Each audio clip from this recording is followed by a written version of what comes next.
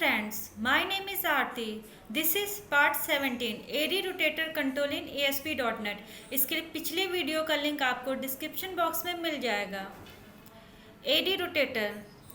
AD rotator control is used to display random ads. The ads information can be stored in an XML file or in a database table.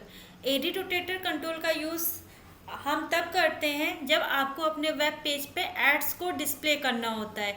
AD rotator में जो भी ads आते हैं वो आपके random display होके आते हैं और इस एड्स की इंफॉर्मेशन को हम एक्सएमएल फाइल में स्टोर कर सकते हैं और डेटाबेस टेबल में भी स्टोर कर सकते हैं.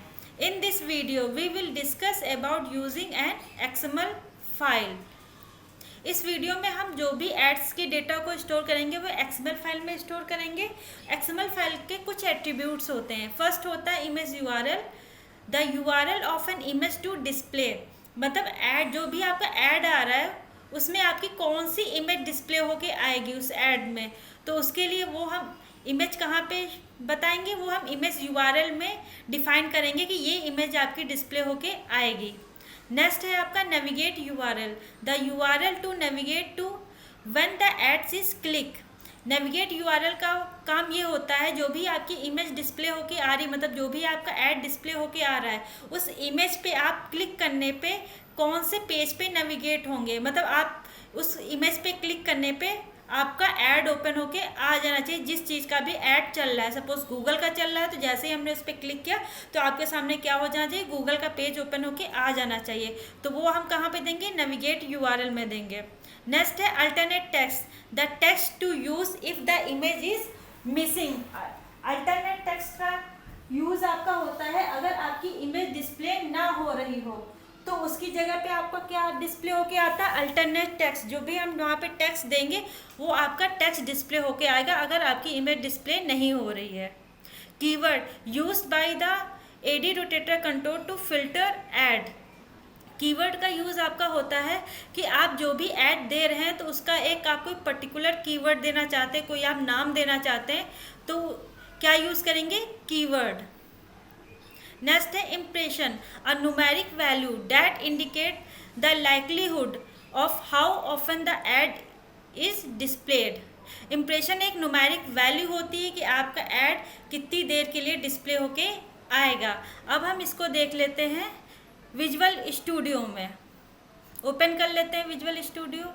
यहाँ पे हमने ले लिया एडी रोटेटर कंट्रोल. इसका जो भी मतलब आपका जो भी ऐड आएंगे उसकी हाइट और विड्थ कितनी होगी वो अब यहाँ से एडी रोटेटर कंट्रोल की हाइट और विड्थ सेट कर लीजिए. तो यहाँ पे हमने दे दिया 300 पिक्सल्स.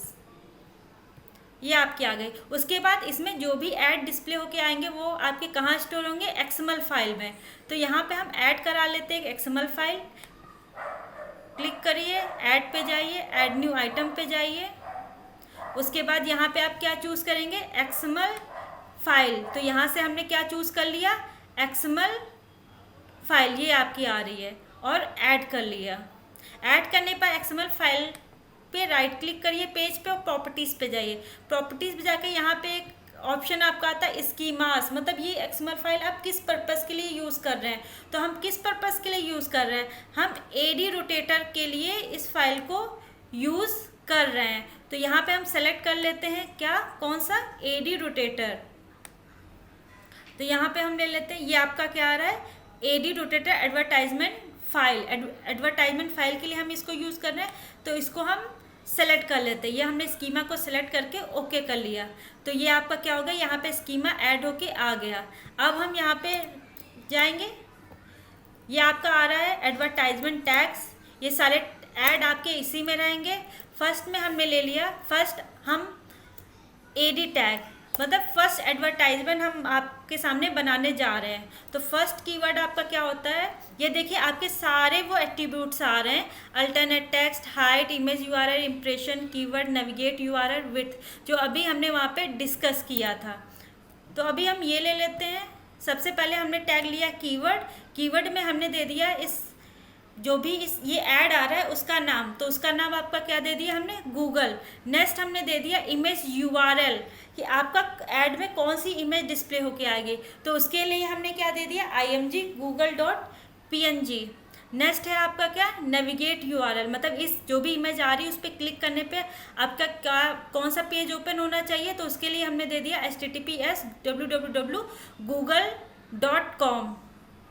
उसके बाद यहाँ पे आपके पास क्या आ रहा है, अल्टरनेट टेक्स्ट, मतलब अगर आपके पास इमेज डिस्प्ले होके नहीं आ रही तो आपके सामने क्या डिस्प्ले होके आना चाहिए, ये अल्टरनेट टेक्स्ट, वो आपका है प्लीज़ विजिट http://www.gmail.com।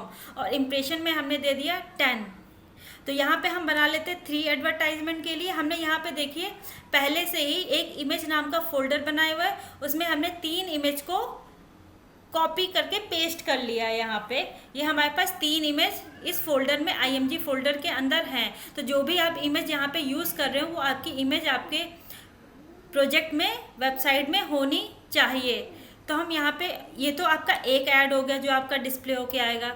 हम यहाँ पे 3 एड्स के लिए बना लेते हैं।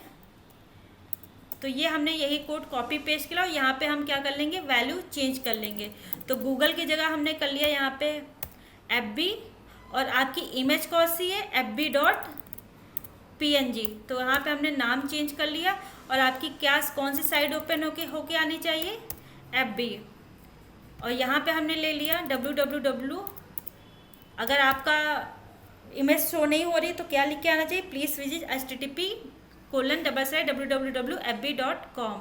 यहाँ पे इम्प्रेशन में हमने सेट कर लिया, यहाँ पे हमने दे दिया 30। उसके बाद ये थर्ड एडवर्टाइजमेंट हम किसके लिए बना रहे हैं, जीमेल के लिए। तो हमने यहाँ पे लिख लिया जीमेल, और यहाँ पे जीमेल की जो भी आपकी इमेज का नाम है वो यहाँ से हम कॉपी करके पेस्ट कर लेते हैं। मतलब आपका जो भी इमेज का नाम है और उसका जो एक्सटेंशन है वो आपका गलत नहीं होना चाहिए। यहाँ पे आपकी कौन सी साइट ओपन होनी चाहिए, जीमेल। कौन से पेज पे नेविगेट होना चाहिए, जीमेल पे। तो वो हमने वैल्यू चेंज कर ली। यहाँ पे आपका जो भी मैसेज डिस्प्ले होके आएगा अगर आपकी इमेज डिस्प्ले नहीं होगी वो, और इम्प्रेशन में हमने दे दिया 40। ये तो आपकी XML फाइल बन के रेडी हो गई है, मतलब आपका डेटाबेस एडवर्टाइजमेंट के लिए जो एड्स थे वो आपके तैयार हो गए। अब हम जाएंगे डिफ़ॉल्ट पेज पे, और यहाँ पे इसकी एक प्रॉपर्टी होती है, एडी रोटेटर की प्रॉपर्टीज़ पे गए। यहाँ पे एक प्रॉपर्टी होती है आपके पास क्या, एडवर्टाइजमेंट फाइल। तो हमने यहाँ पे ले लिया XML फाइल और ओके करा लिया, ये आपका आ गया। अब इसको हम रन करा के देख लेते हैं।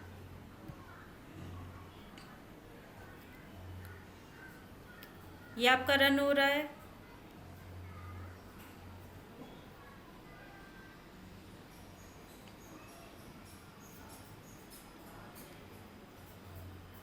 ये देखिए सबसे पहले आपके सामने कौन सा ऐड डिस्प्ले होके आ रहा है, जीमेल का आपका। उसके बाद आपका कौन सा है, हमने क्या लगाया था, फेसबुक का, तो आपका वो ऐड आ रहा है। गूगल का लगाया था वो ऐड आ रहा है। और जैसे ही हम गूगल पे क्लिक करेंगे तो आपके सामने क्या होना चाहिए, गूगल का पेज ओपन है, क्योंकि हमने नेविगेट यूआरएल में क्या लगाया था कि जहाँ पे आपकी गूगल का ऐड डिस्प्ले होके आ गया, जैसे ही हम उस पर क्लिक करेंगे वैसे हमारे सामने गूगल का पेज ओपन होके आ जाना चाहिए। तो जैसे ही हमने क्लिक किया वैसे ही आपके सामने क्या आ गया, ये गूगल का पेज ओपन होके आ गया है।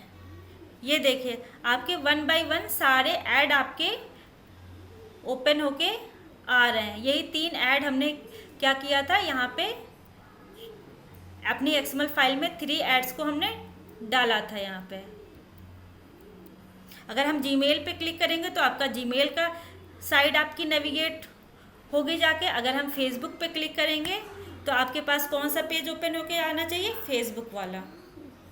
ये देखिए आपके पास आ रहा है। तो एडी रोटेटर कंट्रोल का यूज़ क्या होता है, एडी रोटेटर कंट्रोल का यूज़ ये होता है अगर आपको अपने वेब पेज पे रैंडम एड्स को डिस्प्ले कराना हो तो हम किसके थ्रू करेंगे, एडी रोटेटर कंट्रोल के थ्रू करेंगे। और एडी रोटेटर कंट्रोल में जो भी ऐड आपके स्टोर होते हैं वो आपके XML फाइल में स्टोर हो सकते हैं, और डेटाबेस में हमने यहाँ पे जो प्रैक्टिकल करके दिखाया वो XML फाइल के थ्रू हमने यहाँ पे आपको दिखाया है। Thanks for watching. Please subscribe, like, share and comment for this video.